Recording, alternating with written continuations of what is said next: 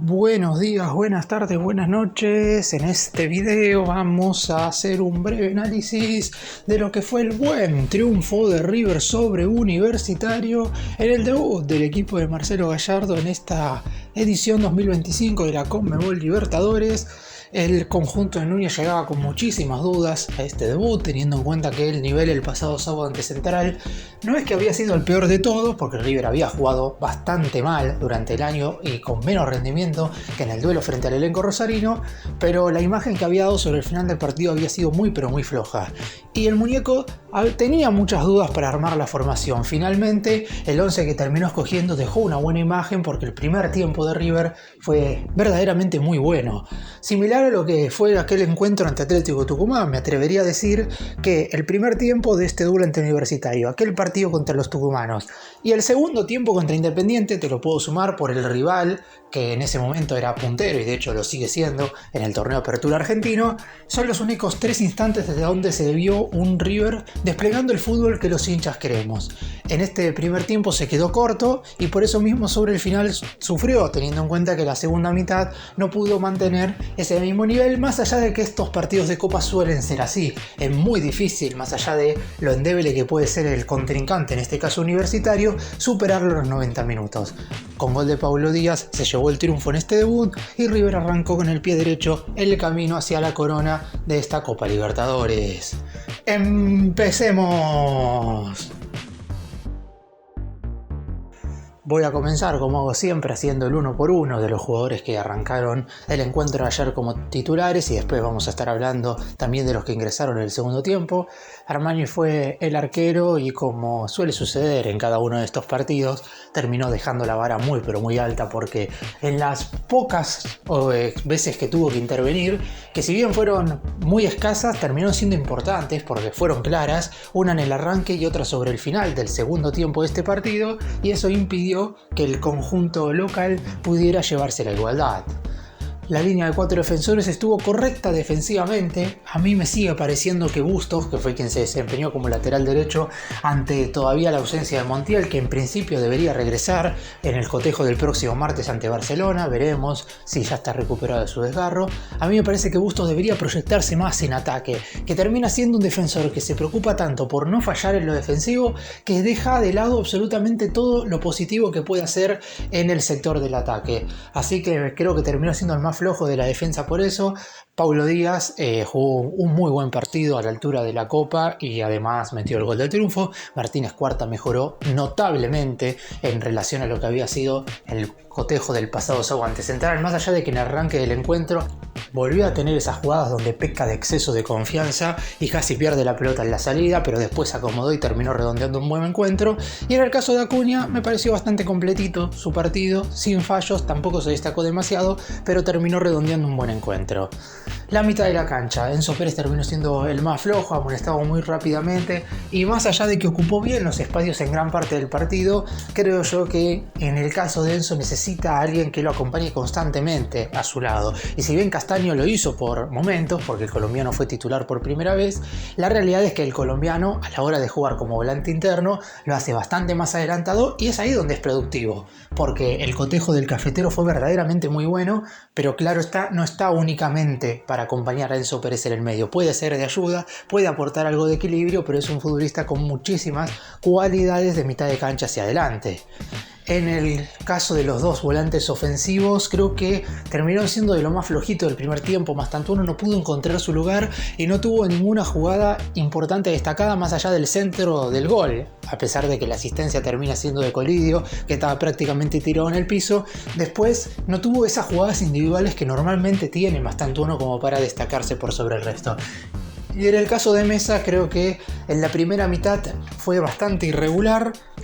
Es cierto también que si River lograba estirar la ventaja en la segunda mitad, en la única jugada que tuvo, era gracias a Mesa, porque él provocó el único remate del segundo tiempo por parte del elenco de Gallardo, que se terminó estrellando en el palo, pero también se le pide mucho más a Mesa. No terminó siendo tan próspero lo que hizo durante todo el partido.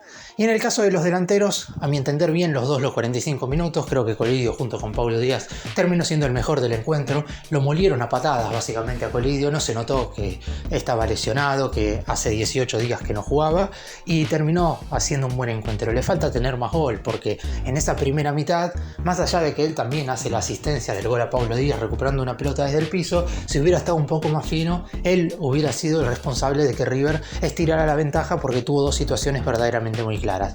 Y en el caso de Driussi, con la pelota en los pies es muy bueno, sabe absolutamente todo. Lamentablemente desde lo físico se nota que todavía no está bien, y el segundo tiempo, desde que ingresó hasta que salió reemplazado, prácticamente que no lo jugó. Posteriormente, ¿quiénes ingresaron? Primero entraron Simón y Borja. En el caso de Simón me pareció acorde su ingreso, más allá de que entró mal, porque la realidad es que Simón no puede destacarse absolutamente para nada. Entró en lugar de Mastantuono, lo hizo para jugar encima de volante por derecha, que es una posición donde él debería estar un poco más cómodo que las veces que lo hizo de volante interno. Y la realidad es que no pudo pesar absolutamente nada. El ingreso de Borja fue más que la nada misma, porque apenas peleó un par de balones. Inclusive me atrevería a decir que lo mejor que hizo fue defender un par de pelotas por arriba en el área de River. Y después Gallardo metió 3 cambios juntos. Entraron Aliendro en lugar de Enzo Pérez, también ingresó Subiabre por Colidio y Pesela por Mesa. Se armó una línea de 5. River terminó defendiendo prácticamente dentro del área, pelotazos aéreos, pero más allá de una jugada sola, después no hubo tantas complicaciones. La realidad es que ninguno de los que entró pudo hacer esa gran diferencia como para que River sobre el final del partido pudiera estirar la ventaja y de esa manera no tuviera que estar sufriendo hasta el final. ¿Y qué se vio en ese primer tiempo? Porque me parece apropiado, ahora haciendo el análisis, no puntualmente de los jugadores, sino más que nada de lo que fue River en el partido, que en esa primera mitad el conjunto de Núñez pudo mostrar toda la fluidez que no se le había visto en los anteriores encuentros, salvo, como dije al principio, aquel compromiso ante Atlético Tucumán. Después, en el resto de los partidos que jugó River en este 2025, no se le vio absolutamente nada de fluidez, más allá de que defensivamente en general estuvo casi siempre bien. Armani muchas veces lo ayudó, pero la realidad es que en otras oportunidades la defensa sostuvo un 0 en su propio arco y lo que faltaba era claramente generación de juego para crear jugadas prósperas de gol y de esa manera poder convertir. En este partido en particular se vio mucha fluidez de mitad de cancha hacia adelante y creo que hubo 2 nombres propios que terminaron siendo claves para que esto suceda y son Kevin Castaño y Facundo Colidio. En el caso del mediocampista, Castaño, no digo que sea un jugador fuera de serie, porque todavía falta muchísimo para poder verlo, y la verdad es que con un partido y medio que jugó, un poquito menos inclusive, porque contra Central no ingresó en el entretiempo, solamente jugó 20 minutos, no se puede hacer una evaluación. Pero lo que sí se puede ver es que es un jugador que con la pelota en los pies sabe muy bien qué hacer de mitad de cancha hacia adelante. No es ese típico mediocampista que toca hacia atrás, porque River necesita de la clase de jugadores como Castaño que puedan involucrarse más en ofensiva que aportar en defensiva. A pesar de que, como ya he dicho, se nota que cuando Enzo Pérez está muy solo en la mitad de la cancha, al equipo le cuesta en el retroceso. En ese caso tendrá que priorizar la última línea defensiva, viendo si los defensores centrales pueden estar en un nivel más parecido al que tuvieron en este triunfante Universitario que al que habían tenido el fin de semana pasada cuando River empató 2-2 ante Rosario Central.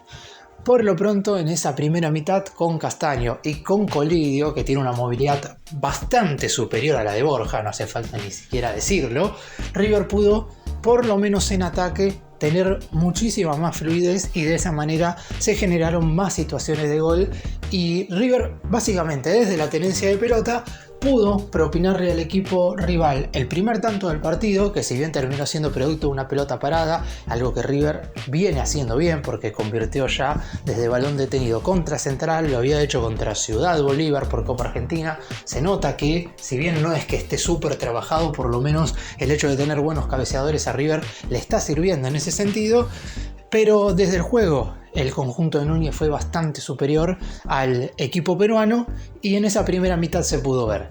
En la segunda parte no se pudo mantener ese nivel, creo yo también por un poco del estado físico de los jugadores.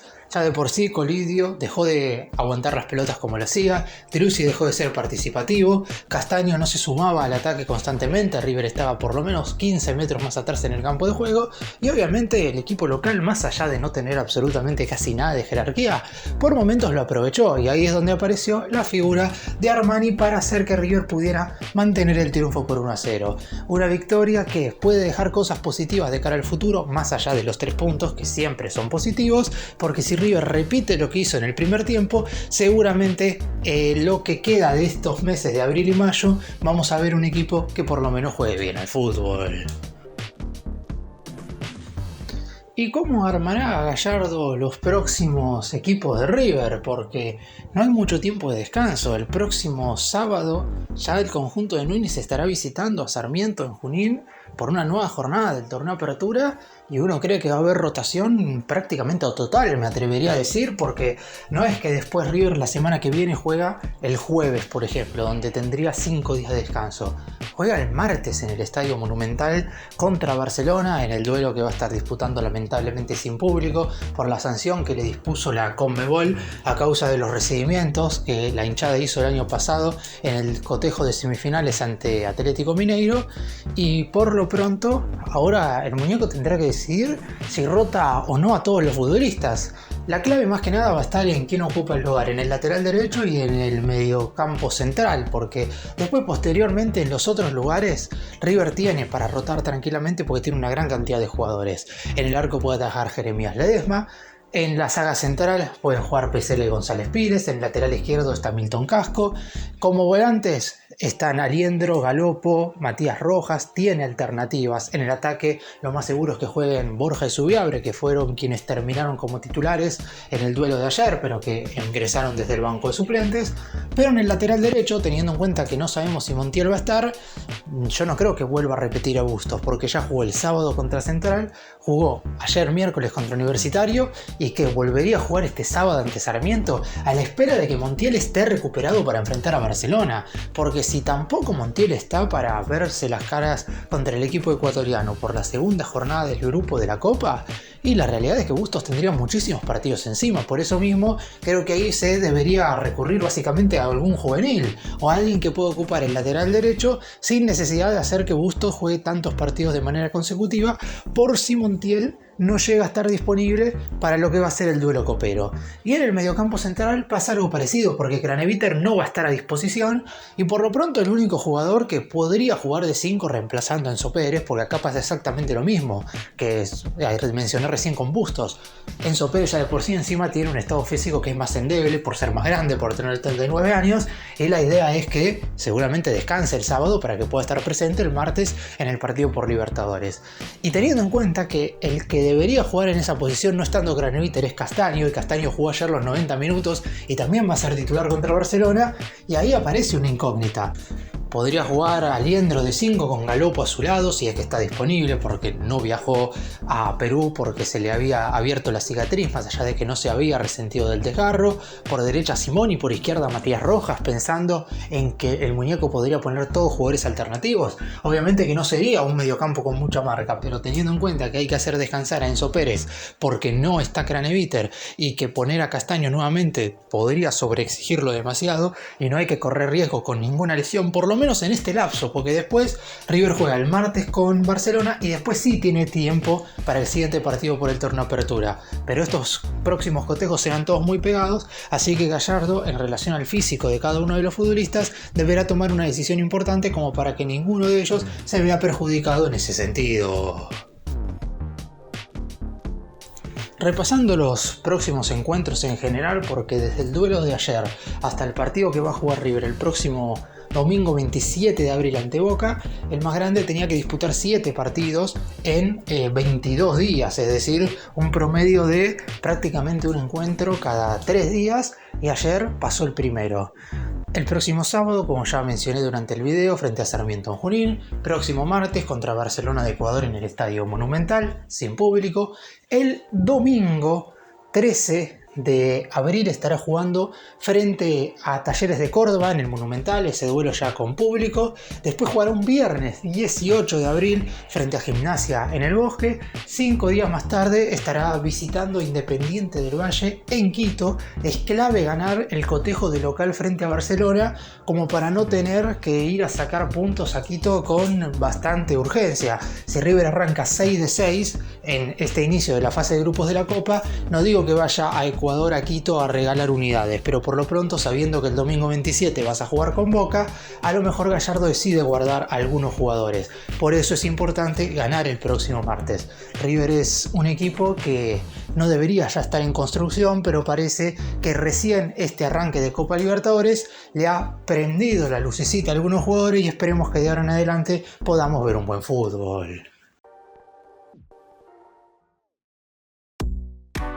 Gracias por mirarnos, suscríbanse, nos vemos en el próximo video.